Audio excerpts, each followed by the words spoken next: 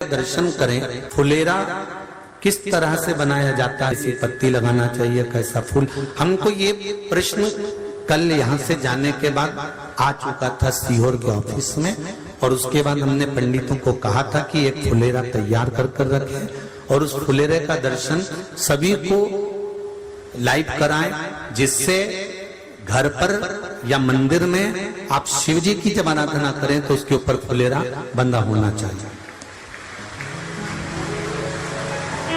जैसे ये शिवलिंग आपने बनाया बालू रेत का, मिट्टी का, जो शिवलिंग का निर्माण करा है, उस शिवलिंग का निर्माण करने के बाद में आपके मध्य में जब आप शिवलिंग बनाते हो घर के अंदर हॉल में या मंदिर में, तो ऊपर कोई कुंडी वगैरह लगी हो, पंखा लगा हो, उस पे से रस्सी बांध कर लेकर आकर इस फुलेरे को इस तरह से शिव जी के ऊपर लटकाया जाता है। इसको फुलेरा कहते हैं। ये भगवान शंकर का अखंड सौभाग्य देने का फुलेरा होता है, जिसको माता पार्वती जी, उमा, कात्यायनी देवियों ने इसका स्मरण किया। एक गोल होता है, गोल, चौकोर, तिरछा, जिस तरह से भी बनाना हो, पर शिव जी के ऊपर नीचे शंकर भगवान होते हैं। ये थोड़ा ऊंचा, जिससे पूजन भी आराम से हो जाए, इसको ऊंचाई की ओर लगाया जाता है, जिससे भगवान, जैसे अपन जलाधारी लगाते हैं, उसी तरह से इस फुलेरे को लगाया जाता है। तो इस फुलेरे में कहीं ना कहीं पत्तियों को भी लगाना चाहिए। माला के साथ में कोई आम की पत्ती हुई, अशोक की पत्तियां हुई, उसका भी स्मरण इसमें आता है महाराज, उसका भी स्मरण। जैसे भगवान देवाधिदेव महादेव का शिवलिंग का दर्शन हो गए सबको फुलेरा का? अरे जम के तो बोलो, हो गए ना? और जितने लोग आस्था पर सुन रहे हैं, जितने लोग फेसबुक यूट्यूब पर सुन रहे हैं, अगर आपके स्मरण में फुलेरा नहीं हो तो उसका दर्शन अवश्य करिएगा। शिव मंदिर में अगर जलाधारी भी लगी हुई है तो जलाधारी से फूल बांधकर नीचे की ओर लटकाना चाहिए, पर लटकाना चाहिए, फुलेरा बनाना चाहिए।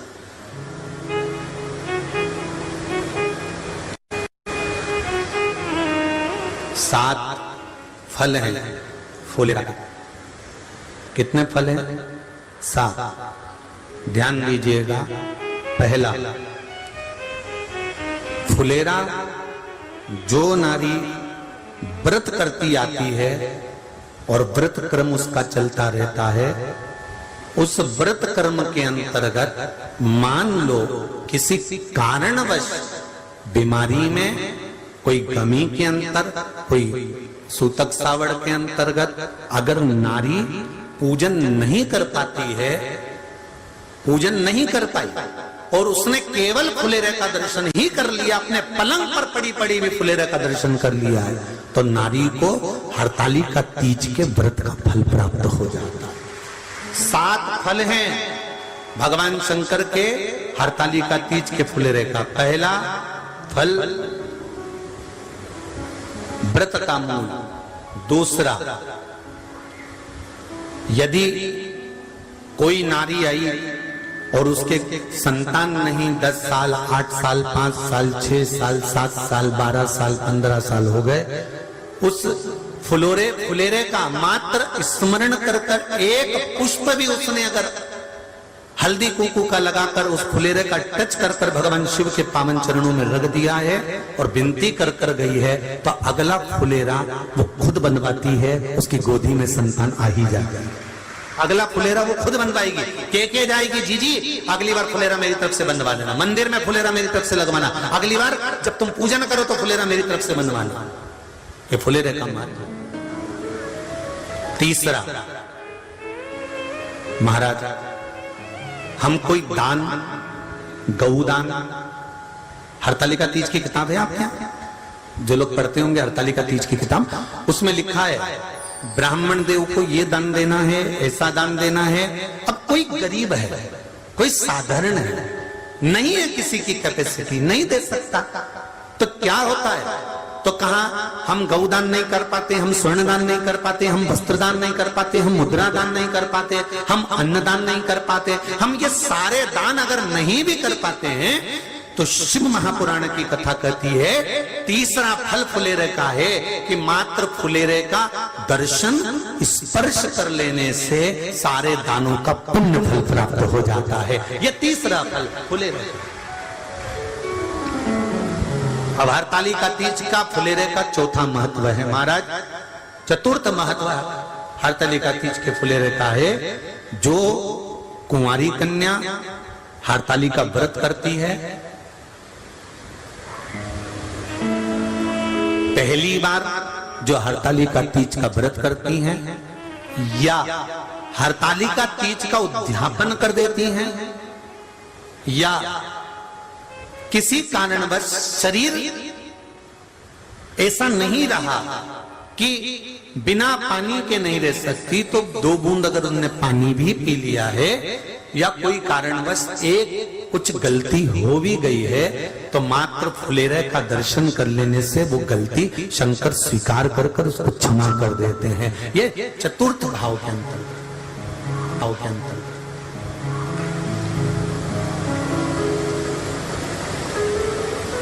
फुलेरे का अगला वर्णन करा गया महाराज शिव तत्व की ओर, शंकर भगवान की ओर। हम ना काशी जा सकते हैं, हम ना सोमनाथ जा सकते हैं, हम ना किसी स्थान पर जाकर एकांत में भगवान शंकर का स्मरण कर सकते हैं। मान लो हमें एकांत में बैठकर शिव की भक्ति करना है, किसी मंदिर में किसी देवालय में जाकर भक्ति करना है, तो फुलेरे का मात्र दर्शन करने से, पूजन स्मरण करने से उस भक्ति का फल भी हमारे खाते में आ जाता है। और फिर अगला आखिरी का जो वर्णन किया गया है वो कहा गया कि पार्वती मैया गुफा में जाकर भगवान का भजन करती थी, शिव का स्मरण करती थी और फिर अपनी सहेलियों के साथ बैठकर शंकर का स्मरण करा, जिसका फल पार्वती को मिला। तो कहा हम ना किसी गुफा में प्रवेश कर सकते हैं, ना हम किसी गुफा में या जंगल में जा सकते हैं। इस फुलेरे के नीचे शंकर भगवान की जब अर्चना करते हैं, आराधना करते हैं, हरतालिका तीज के दिन फुलेरे के नीचे हम भगवान शिव की पूजन करते हैं, तो हमारा वन में किया गया भजन का फल ही हमको प्राप्त हो जाता है। ऐसे फुलेरे का हरतालिका तीज का पूजन व्रत कुंवारी कन्या कर सकती है, शादी होने के बाद भी नारी कर सकती है। अंतिम अवस्था तक प्राण छूटे तब तक हरतालिका तीज का व्रत नहीं छोड़ना चाहिए। एक व्रत हमेशा याद रखो, एक एकादशी और एक हरतालिका। हाँ इतना जरूर है, ज्यादा शरीर बेकार हो गया, बुढ़ापा आ गया, शरीर नहीं साथ दे रहा, तो कुछ फल खा लो, कुछ चाय दूध जूस आप लेकर कर लो। इतना भी नहीं बने, शरीर बहुत ही बेकार हो गया, तो आप एक समय फल का फलहार धारण कर लो, ठीक है। पर हरतालिका व्रत करने वाली माताएं भले उद्यापन कर दे, तो उस व्रत को थोड़ा हल्का कर लो। उद्यापन करा मतलब तुमने व्रत को हल्का कर लिया, थोड़ा हल्का कर सकते। हरतालिका तीज का जो व्रत का उद्यापन करते हैं उसमें 5 चीज रखते हैं ना, 5 कपड़े स्त्री के, 5 कपड़े पुरुष के, 5 तरह का अनाज, 5 तरह का फलहार, 5 तरह का फल। तो 5 तरह का जो फल रखाता है हरतालिका तीज के उद्यापन में, दुनिया के लोग उस 5 तरह के फल को, केला गिन ले, पपीता गिन ले, मौसम्बी गिन ले और अनार गिन ले, संतरा गिन ले, सब कुछ गिन लेते हैं, पर उस 5 तरह के फल में धतूरे को नहीं गिनते। पर शिव कथा में वर्णन आता है, हरतालिका तीज के उद्यापन में लिखा हुआ है सबसे पहले 5 फल अगर गिनना है तो उसमें पहले धतूरे को गिनो, क्योंकि शंकर को वो प्रिय होता है, शंकर उसको स्वीकार कर लेता है। और धतूरा शंकर भगवान को क्यों चढ़ाया जाता है उसका प्रसंग आपको पहले भी कहा, आज फिर कहते हैं। धतूरा जब हम भगवान शंकर को समर्पित करते हैं तो हमारा कोई कार्य अटक रहा होता है, जिस कार्य को बार बार एग्जाम में बैठे हो, बार बार परेशान हो रहा है, बार बार इंटरव्यू देने जा रहे हो, नहीं हो रहा, एक बार धतूरे को हृदय से भगवान को प्रेम से, करुणा सागर मेरे शंकर को दिल से एक बार वो धतूरा भगवान से विनती कर कर उसको चढ़ाओ तो सही, भगवान तुम्हारा कार्य सफल कर देगा। पर दिल से चढ़ाना, हृदय। हरतालिका तीज की पूजन करने वाले को चाहिए कि बालू का, मिट्टी का शिवलिंग बनाना चाहिए। फुलेरा जो बनाया गया है ऊपर शंकर जी के ऊपर लटकाने के लिए, टांगने के लिए उसके नीचे शिव, पार्वती, गणेश जी की सुंदर बालू की मूर्ति बना लेना चाहिए, पार्थिव लिंग का निर्माण कर लेना चाहिए, शिव की आराधना करना चाहिए। जो फल आपके पास में हो शंकर को समर्पित करना चाहिए, पूजन करना चाहिए, आराधना करो। सबसे पहली पूजन हरतालिका तीज की प्रदोष काल के अंतर्गत हो जाना चाहिए, शाम के समय पर। प्रयास करो प्रदोष काल के समय पर पहली पूजन हो जाए तो ज़्यादा अच्छा। पर लोगों की आदत रहती है कि 8 बजे तक, 8:30 बजे तक, 9 बजे तक पहली पूजन करें, फिर दूसरी आराम से, फिर तीसरी, फिर आराम से, फिर चौथी। तो ऐसा सब अपने अपने हिसाब से।